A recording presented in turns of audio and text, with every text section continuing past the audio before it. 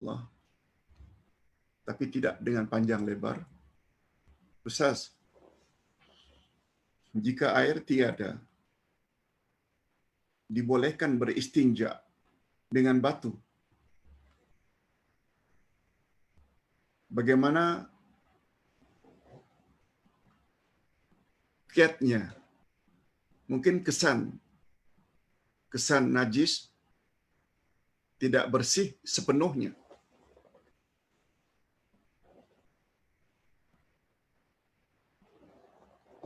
Hadirin dan hadirat, istinja apabila kita buang air,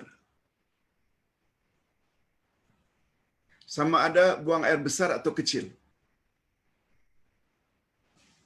kita basuh dengan air. Begitu amalan kita. Bagus? Memang itu asalnya. Tapi juga boleh istinja. Istinja maknanya menggunakan barangan yang kesat. Apakah itu batu? Apakah itu daun-daunan? Apakah itu tisu? Ini yang paling popular hari ini, tisu. Sebab dia kesat. Tapi dengan syarat, istinja tersebut tidak boleh dengan benda yang licin. Umpamanya dengan kaca, kita istinja sebagai ganti air. Tak boleh. Mesti yang kesat. Kalau daun-daun kering, jangan daun pisang muda, licin. Dan yang kedua, dia bukan makanan. Dia bukan makanan. Jangan istinja dengan roti. Adapun pertanyaan, bukankah setelah istinja itu barangkali ada kesan-kesan najis? Ini hanya was-was saja. Kalau Nabi dah cakap, itu dah bersih-bersih saja. Setelah itu, istinja, kemudian air tak ada, karena tak ada air, lalu tayamum, lalu terfikir, macam mana ya? Bahagian itu belum saya basuh dengan air. Air tak ada. Was-was itu syaitan datang daripada syaitan. Kenapa tak ikut Nabi? Nabi dah cakap. Sudah sah dah. Masih lagi tanya, kalau ada kesannya. Dah. Ingat, was-was adalah syaitan. Bisikan ada 3 macam. Bila datang dari malaikat namanya ilham. Bagus, ilham itu dari malaikat. Suruh kita buat perkara-perkara baik-baik. Bila datang daripada syaitan namanya waswas. Itu sebabnya Allah berfirman agar kita memohon perlindungan pada Allah. Min syarril waswasil khannas. Khannas itu syaitan. Dan bila ilham itu datang dari malaikat kepada Nabi, itu namanya wahyu. Okey, itu yang pertama. Jangan fikir. Yang mengajak kita fikir itu adalah nafsu, adalah syaitan. Tak cukup ke dengan apa yang Nabi kata?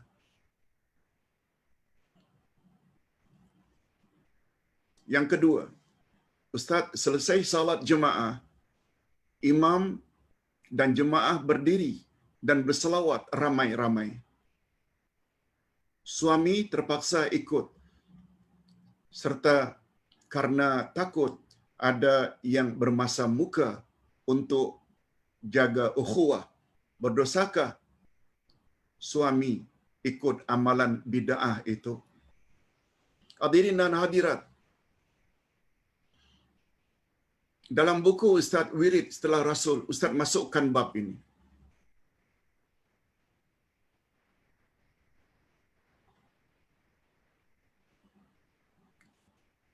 Habis selesai salat, selesai doa, biasanya berdiri ramai-ramai bersalaman. tidak pernah datang dari Nabi sallallahu alaihi wasallam.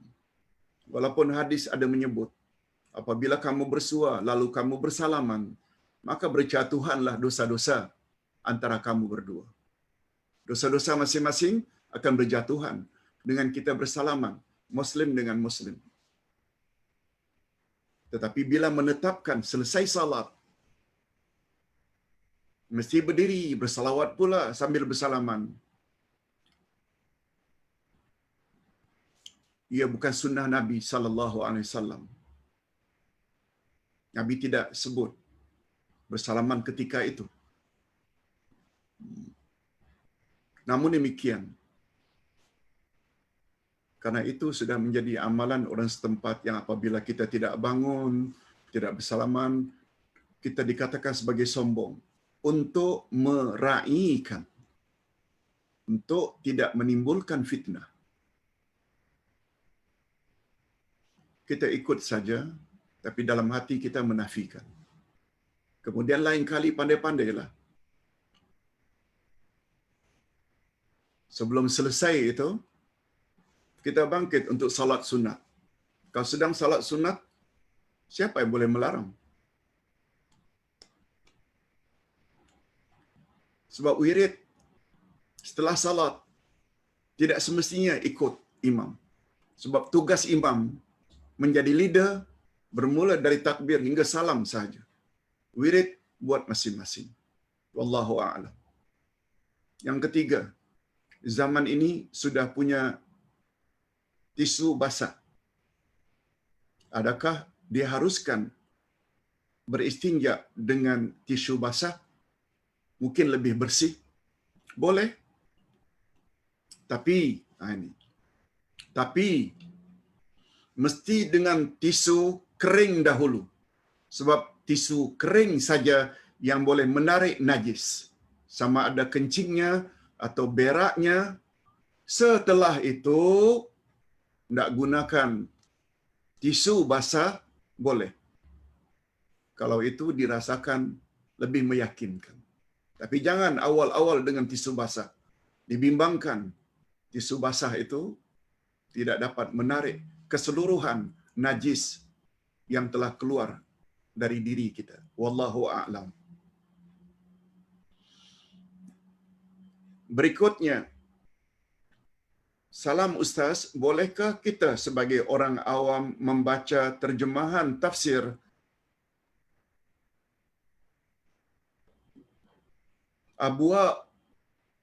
Adwa'ul Bayan? Sebenarnya Adwa'ul Bayan, ADHWA, Adwa itu cahaya, bukan abul. Adwa'ul Bayan karangan Syekh Muhammad Amin Asy-Syanqiti. Ustaz punya 8 juzuk dalam bahasa Arab. Mungkin terjemahkannya tak tahu berapa belas juzuk.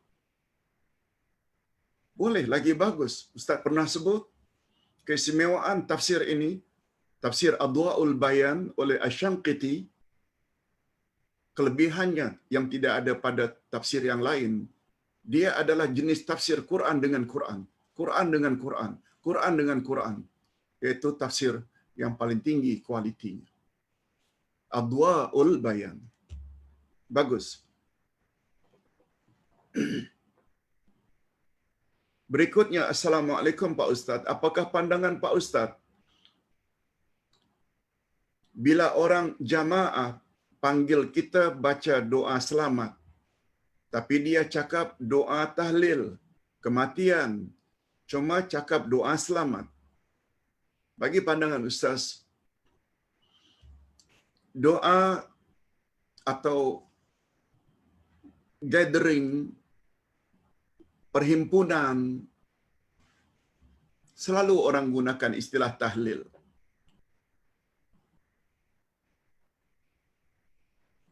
Tapi kadang-kadang pertemuan ini kadang-kadang mengandung makna kesyukuran. Sempena bisnesnya maju, sempena anaknya dapat keputusan cemerlang, lalu dia ingin buat kesyukuran. Boleh hukumnya, tak jadi masalah. apalagi memberi makan orang lain, sangat digalakkan oleh Nabi. Nabi bersabda, hadis sahih, beri makanlah orang lain, ucapkan salam, hubungkan silaturahim, berkatalah dengan kata-kata yang benar, dan lakukan salat malam ketika orang lain sedang tidur nyenyak. Jika 5 perkara itu kamu buat, kamu layak masuk syurga dengan selamat. Satu di antaranya, malah nomor 1, at'imut ta'am. Berilah orang lain makan. Tidak salah. Sebagaimana amalan tadi, kita bimbang. Orang katakan kita ini dan itu, sedangkan kawasan itu kurang dengan ajaran sunnah. Kalau kita raikan pun kita bersalaman dengan yang lain. Kalau boleh kita hindarkan dengan cara lakukan salat sunat tadi. Demikian juga sekedar menghadiri, dan andai kata ternyata orang baca ini dan itu, kita duduk saja dan baca apa yang kita boleh baca yang lain-lain pun. Itu sebabnya Ustaz cenderung pada pendapat Imam Ibn Al-Qayyim, jangan kamu tolak suatu bid'ah dengan membuat bid'ah yang lebih besar. Bila kita tidak raikan panggilan atau undangan seseorang, sehingga orang kata kita sombong, sehingga orang putus hubungan dengan kita, apalagi yang undang itu pakcik, makcik, uncle, auntie, boleh putus. Sedangkan kita tidak suka kepada amalan-amalan tertentu, sempena kematian, hari ketiga, hari ketujuh, kita datang saja dengan hati yang tidak menyukai perbuatan itu, tetapi demi silaturahim. Tak mengapa, insya-Allah. Allah menilai niat baik kita demi menjaga silaturahim. Hadirin dan hadirat rahimakumullah. Banyak orang kata ustaz yang punya pandangan seperti ini, ustaz tidak ada prinsip. Ustaz nak jelaskan sedikit. Orientasi ustaz, orientasi dakwah. Orientasi ustaz dalam berdakwah, kita raikan perkara-perkara yang bukan prinsip. Bila kamu melihat satu kemungkaran, robah dengan tanganmu, tak mampu dengan lidahmu, tak mampu dengan hatimu. Bukan kita tidak ingkari, tapi kita ingkari dengan hati demi menjaga yang lebih besar, yaitu silaturahim. Sesekali kita minta uzur, insya-Allah dengan berlemah lembut berhadapan dengan orang-orang yang tidak sunnah, mereka akhirnya akan insaf dan ikut sunnah, insya-Allah. Apalagi dalam peluang kita menghadirkan diri, kita bisik-bisiklah, pakcik, uncle, lain kali tak payahlah buat kenduri kendara sempena. Nah, maknanya kita ada peluang untuk bercakap. Wallahu a'lam. Pak Uday, dalam kapal terbang, long journey, apabila masuk waktu azan zuhur, bolehkah saya bertayamum dengan menepuk belakang seat kapal terbang atau tempat duduk di kapal terbang, lalu salat zuhur dan asar jamak takdim dan qasar? Mohon pencerahan Pak Ustaz. Memang ada pandangan seperti itu. Ustaz tak nafikan memang ada pandangan seperti itu. Tapi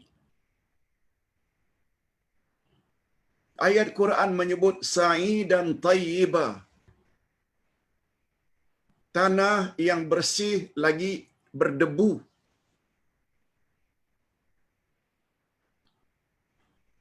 Kita dapati ke debu di belakang kursi kapal terbang yang senantiasa terus dilap. Tapi Ustaz, tidakkah itu menyusahkan bila hendak 1000 daya. Ustaz selalu sebut, bila traveling, long journey,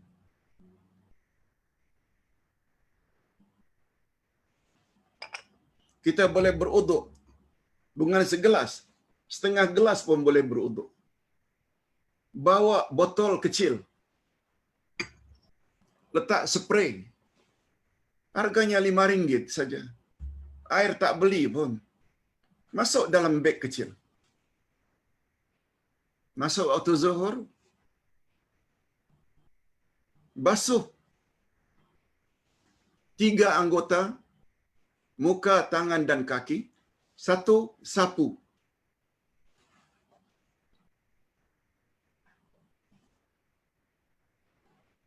Tak sampai setengah gelas. Apalagi kita tadi ketika berangkat pakai stokin, sapukan saja atau basahkan sedikit, kemudian sapu saja di atas stokin atau atas bawah stokin. Stokin beza ya, sepatu lain. Kalau sepatu di atas saja, stokin atas dan bawah sebagai pengganti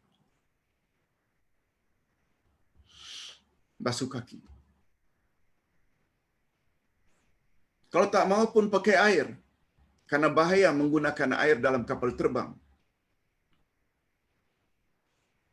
Tak ada usahakan nak ambil sedikit tanah, lalu kita leraikan, kita tapis, kita gonseng namanya. Tanah letakkan di dalam kuali tanpa minyak, itu dah bercerai, ditapis, sedikit saja. Letakkan di atas dalam botol. Kemudian di meja depan kita duduk dalam kapal terbang, buka, letakkan tisu, taburkan sedikit, lalu ditepuk dengan tangan sekali, muka, tangan. Bila hendak 1000 daya. Bila tak hendak 1000 dalih. Cara Ustaz macam itu. Lalu mengapa mesti di belakang kursi? Ustaz tahu ada yang berpendapat begitu, tapi kepada Ustaz bila ditanya, Ustaz akan jawab seperti itu. Tak dapat uduk seperti biasa, gunakan spray. Tak ada spray, bawa tanah untuk tayamum. Wallahu a'lam. 9. Assalamualaikum Pak Ustaz, hendak tanya macam mana kita hendak bersihkan tai anjing terkena slipper. Kita macam mana mencucikannya? Oh, senang saja. Yang kita panggil samak. Dalam hadis Nabi disebut, apabila bekasmu atau bejanamu dijilat oleh anjing,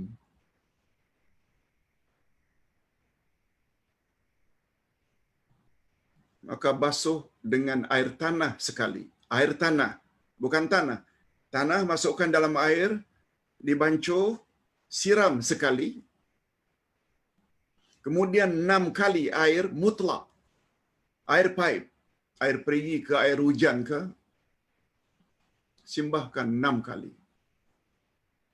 Sekali yang pertama air bercampur tanah. Sama halnya bila kaki kita dijilat anjing. Sama halnya bila sepatu kita, selipar kita terpijat tai anjing. Kita kuiskan dulu, bersihkan dulu dengan kayu, najis itu berakhir. Kemudian ambil air yang bercampur tanah, siram 1 kali, kemudian siram 6 kali dengan air mutlak, air bersih lagi membersihkan. Selesai masalah. Tak jadi masalah. Bagi pandangan Ustaz, itu saja caranya. Yang ke-10 terakhir.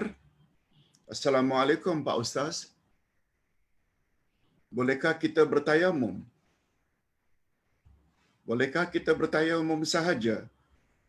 Sekiranya salah satu anggota wuduk kita tidak boleh dikenakan air. Yes. Dalam hal ini ada dua cara.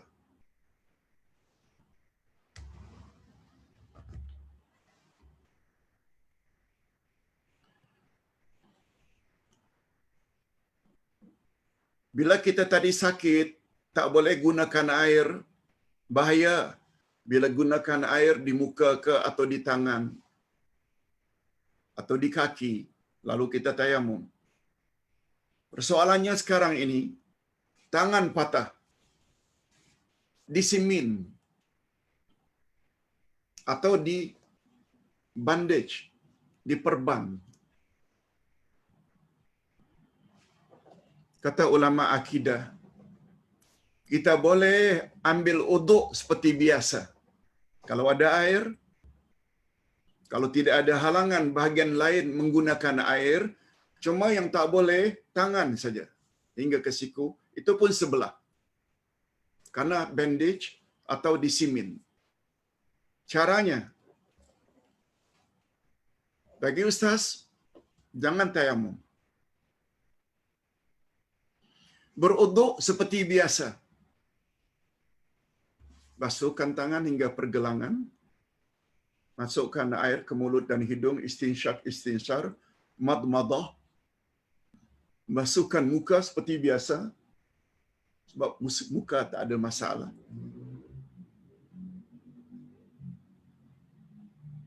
Sampai bahagian simin atau bandage, perban, bahagian tangan yang tidak diperban, tidak disimin, basahkan dengan air.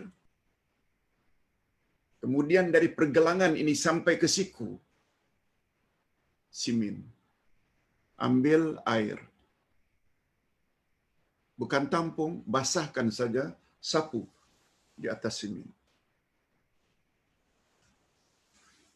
Atau di bawahnya. Sapu di atas bandage. Tanpa menampung air. Macam kita menyapu kepala. Selesai. Kalau sunatnya 3 kali, ya 3 kali. Tangan kiri tak ada masalah. Buat macam biasa. Bersihkan macam biasa 3 kali. Kemudian menyapu kepala tidak ada masalah. Kemudian kaki tak ada masalah. Ini cara yang terbaik. Jangan langsung kepada tayamum.